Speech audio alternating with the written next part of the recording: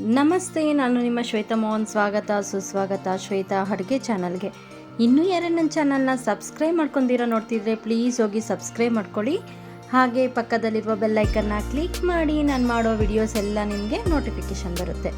ಈಗ ನಾನು ನಿಮಗೆ ತುಂಬಾ ಸಿಂಪಲ್ಲಾಗಿ ಮತ್ತು ನಮ್ಮ ಹಳ್ಳಿ ಕಡೆ ಕುಂಬಳಕಾಯಿ ಪಲ್ಯ ಹೇಗೆ ಮಾಡ್ತಾರೆ ಅಂತ ನೋಡೋಣ ಬನ್ನಿ. ಈಗ ನಾನು ಚಿಕ್ಕದೊಂದು ಕುಂಬಳಕಾಯಿ ತೊಗೊಂಡು ನೋಡಿ ಸಣ್ಣಗೆ ಹಚ್ಚಿಟ್ಕೊಂಡಿದ್ದೀನಿ. ನೋಡಿ ಈ ಥರ ಹಚ್ಚಿಟ್ಕೊಬೇಕು. ಒಂದು ಕುಂಬಳಕಾಯಿನ ಹಚ್ಚಿಟ್ಕೊಂಡಿದ್ದೀನಿ.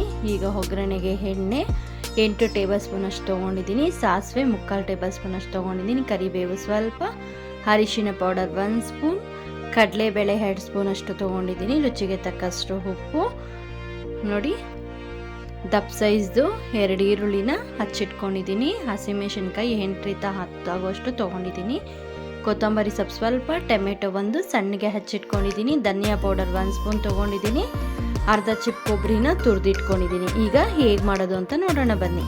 ಮೊದಲಿಗೆ ನಾವು ಒಂದು ಬಾಣಲಿ ಇಟ್ಕೊಳ್ಳೋಣ. ಬಾಣಲಿ ಬಿಸಿ ಆಗಿದ ನಂತರ ಎಣ್ಣೆ ಹಾಕ್ಕೊಳ್ಳೋಣ. ಎಣ್ಣೆ ಕಾಯ್ದಿದ ನಂತರ ಸಾಸಿವೆ ಹಾಕ್ಕೊಳ್ಳೋಣ. ಸಾಸಿವೆ ಸಿಡಿಸಿದ ನಂತರ ಕರಿಬೇವು, ಕಡಲೆಬೇಳೆನ ಹಾಕಿ 2ರಿಂದ 3 ಸೆಕೆಂಡ್ ಫ್ರೈ ಮಾಡ್ಕೊಳ್ಳೋಣ. ನೋಡಿ 2ರಿಂದ 3 ಸೆಕೆಂಡ್ ಫ್ರೈ ಮಾಡಿಕೊಂಡು ನಂತರ ಹಚ್ಚಿಟ್ಟಿರೋ ಈರುಳ್ಳಿನ ಹಾಕ್ಕೊಳ್ಳೋಣ. ಈರುಳ್ಳಿನ ಕೆಂಪಗಾಗೋವರೆಗೂ ಫ್ರೈ ಮಾಡ್ಕೊಳ್ಳೋಣ. ನಾವು ಈ ಥರ ಹಳ್ಳಿ ಸೈಡಲ್ಲಿ ಮಾಡ್ತಾರಲ್ವ ಆ ಥರ ಕುಂಬಳಕಾಯಿ ಪಲ್ಯ ಮಾಡಿದ್ರೆ ತುಂಬಾ ಚೆನ್ನಾಗಿರುತ್ತೆ. ಮಾಡೋದಕ್ಕೂ ತುಂಬಾ ಸಿಂಪಲ್, ತಿನ್ನೋದಕ್ಕೆ ತುಂಬಾ ಟೇಸ್ಟಿಯಾಗಿರುತ್ತೆ. ಈಗ ನೋಡಿ ಈರುಳ್ಳಿ ಸ್ವಲ್ಪ ಕೆಂಪಗಾಗಿದ್ದ ನಂತರ ಹಸಿಮೆಣಸಿನ್ಕಾಯಿನ ಹಾಕ್ಕೊಂಡು ಎಣ್ಣೆಯಲ್ಲೇ ಫ್ರೈ ಮಾಡ್ಕೊಳ್ಳೋಣ. ನೋಡಿ 2ರಿಂದ 3 ಸೆಕೆಂಡ್ ಫ್ರೈ ಮಾಡಿಕೊಂಡು ನಂತರ ಅರಿಶಿನ ಪುಡಿನ ಹಾಕ್ಕೊಳ್ಳೋಣ. ನೋಡಿ ಹಾಕ್ಕೊಂಡು ಈರುಳ್ಳಿ ಕೆಂಪಗಾಗೋವರೆಗೂ ಫ್ರೈ ಮಾಡಿಕೊಂಡು ನಂತರ ಹಚ್ಚಿಟ್ಟಿರೋ ಕುಂಬಳಕಾಯಿನ ಹಾಕ್ಕೊಳ್ಳೋಣ. ನಾನು ಮೀಡಿಯಮ್ ಸೈಜ್ ಕುಂಬಳಕಾಯಿ ತೊಗೊಂಡಿದ್ದೆ. 10 ಜನಕ್ಕಾಗುವಷ್ಟು ಪಲ್ಯ ಆಗುತ್ತೆ. ನೋಡಿ ಎಲ್ಲ ಕುಂಬಳಕಾಯಿ ಪೀಸಸ್ನ ಹಾಕ್ಕೊಂಡು ಚೆನ್ನಾಗಿ ಫ್ರೈ ಮಾಡ್ಕೊಳ್ಳೋಣ. ನಾವು ಎಣ್ಣೆಯಲ್ಲೇ ಪೀಸಸ್ನ 3 ನಿಮಿಷ ಫ್ರೈ ಮಾಡ್ಕೊಳ್ಳೋಣ. ನಂತರ ನೋಡಿ ಕುಂಬಳಕಾಯಿ ಎಲ್ಲ ನೀರು ಬಿಡೋದಕ್ಕೆ ಸ್ಟಾರ್ಟ್ ಆಗುತ್ತೆ.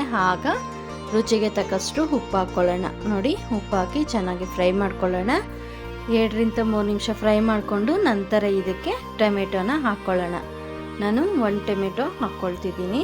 ನೋಡಿ ನಾವು ಕುಂಬಳಕಾಯಲ್ಲಿ ನೀರು ಬಿಡೋದ್ರಿಂದ ನೀರೇನೋ ಹಾಕ್ಕೊಳ್ಳೋ ಅವಶ್ಯಕತೆ ಇರೋದಿಲ್ಲ. ಅದರಲ್ಲೇ ನೀರು ಬಿಡೋದಕ್ಕೆ ಸ್ಟಾರ್ಟ್ ಆಗುತ್ತೆ. ಹಾಗೇ ಮಾಡ್ಕೊಳ್ಬೋದು. ಈಗ ಟೊಮೆಟೊ ಹಾಕಿ ಮತ್ತೆ ಫ್ರೈ ಮಾಡ್ಕೊಳ್ಳೋಣ.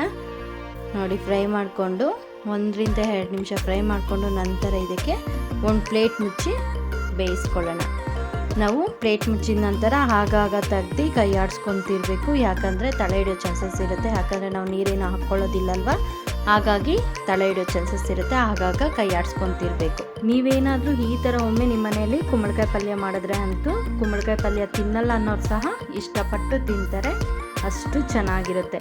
ಈಗ ನೋಡಿ ಪ್ಲೇಟ್ ತಟ್ಟಿ ಎಲ್ಲ ಎಣ್ಣೆ ಬಿಡೋದಕ್ಕೆ ಸ್ಟಾರ್ಟ್ ಆಗುತ್ತೆ. ಕುಂಬಳಕಾಯಿ ಪೀಸಸ್ಸು ಬೆಂದಿದೆ. ನೋಡಿ 90% ಬೆಂದಿದೆ. ಈಗ ಇದಕ್ಕೆ ಮಸಾಲೆ ಪೌಡರ್ 1 ಸ್ಪೂನ್ ಹಾಕಿ ನೋಡಿ ಮಸಾಲೆ ವಾಸನೆ ಹೋಗೋವರೆಗೂ ಫ್ರೈ ಮಾಡ್ಕೊಳ್ಳೋಣ. ಮಸಾಲೆ ವಾಸನೆ ಹೋಗಿದೆ ಅನ್ನುವಾಗ ಕೊಬ್ಬರಿ ಮತ್ತು ಕೊತ್ತಂಬರಿ ಸೊಪ್ಪು ಹಾಕಿದ್ರೆ ಬಿಸಿ ಬಿಸಿ ಹಳ್ಳಿ ಶೈಲಿಯಲ್ಲಿ ಕುಂಬಳಕಾಯಿ ಪಲ್ಯ ರೆಡಿಯಾಗುತ್ತೆ. ನಮ್ಮ ಹಳ್ಳಿ ಶೈಲಿಯಲ್ಲಿ ಮಾಡುವಂತಹ ಕುಂಬಳಕಾಯಿ ಪಲ್ಯ ಅಂದರೆ ತುಂಬಾ ಟೇಸ್ಟಿಯಾಗಿರುತ್ತೆ. ಈ ವಿಡಿಯೋ ಇಷ್ಟವಾದರೆ ಲೈಕ್ ಮಾಡಿ, ಶೇರ್ ಮಾಡಿ, ಕಮೆಂಟ್ ಮಾಡಿ, ಸಬ್ಸ್ಕ್ರೈಬ್ ಮಾಡ್ಕೊಳ್ಳಿ. ಹಾಗೆ ಪಕ್ಕದಲ್ಲಿರುವ ಬೆಲ್ಲೈಕನ್ನ ಕ್ಲಿಕ್ ಮಾಡಿ. ನಾನು ಹಾಕೋ ಎಲ್ಲ ವಿಡಿಯೋಸ್ ನಿಮಗೆ ನೋಟಿಫಿಕೇಷನ್ ಬರುತ್ತೆ. ನೋಡಿ ಕುಂಬಳಕಾಯಿ ಪಲ್ಯ ರೆಡಿ.